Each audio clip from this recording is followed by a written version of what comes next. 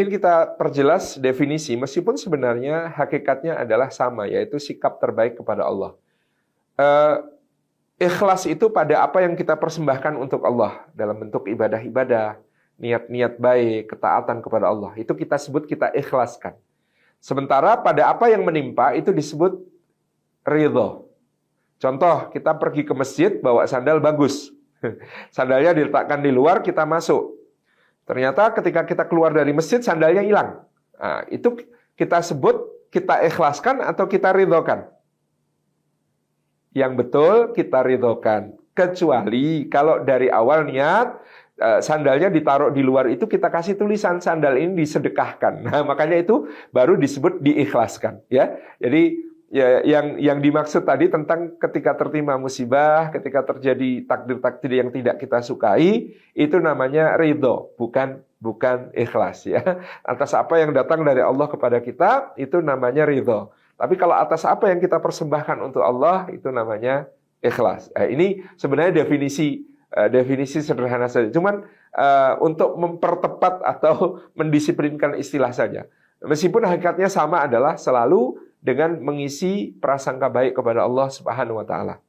Maka yang itu intinya gitu ya. Kuncinya adalah pada selalulah berprasangka baik kepada Allah Subhanahu wa taala atas apa yang Dia tetapkan untuk kita, karena pasti ketika kita berprasangka baik, Allah juga menghendaki kebaikan untuk kita. Ya.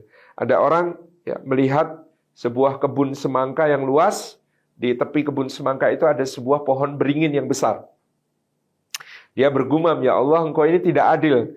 Ada pohon semangka kecil cuma merambat begitu, tapi Kau beri buah begitu besarnya.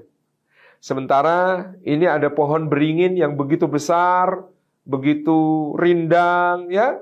Itu pohon besar dan rindang begini, Kau beri buah kok cuma kecil saja, gitu ya. Wah, ini nggak adil. Pohonnya kecil, buahnya besar, pohonnya besar kok buahnya kecil, gitu ya. Kemudian dia duduk ya berteduh di bawah pohon beringin itu, qadarullah ya, satu buah beringin jatuh menimpa kepalanya. Duk gitu. Kemudian dia berkata, "Ya Allah, Engkau Maha Adil. Ya Allah, Engkau Maha Adil." Kenapa? Nah, kalau buah beringin sebesar buah semangka ya, dia sudah sakit sekali itu ya. Jadi pasti ada hikmah di balik setiap kejadian dan di balik setiap ketetapan yang Allah Subhanahu wa taala ya berikan kepada kita. Wah, ini kok saya ditakdirkan begini, pasti ada hikmahnya.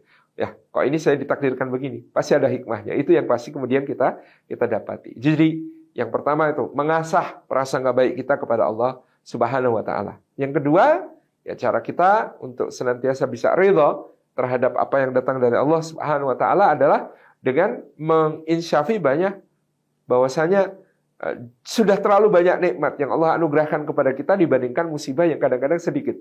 Mohon maaf, kita kadang-kadang ada jerawat di sini. Jerawatnya ini dibandingkan luas seluruh wajah kita adalah 1/200-nya. Luas jerawat dibandingkan luas seluruh wajah adalah 1/200-nya. Kadang-kadang kita fokus pada jerawatnya bikin kita cemberut, bikin kita sedih, bikin kita uring-uringan. Padahal itu cuma 1/200 dari seluruh wajah. Kita lupa mensyukuri 199 bagian wajah kita yang sehat tanpa kurang suatu apa. Nah, makanya dengan bermuhasabah, melihat kembali nikmat Allah, kita biasanya akan sadar, wah musibah ini kecil sekali dibandingkan segala nikmat Allah yang sudah dianugerahkan kepada kita. Saya kira itu.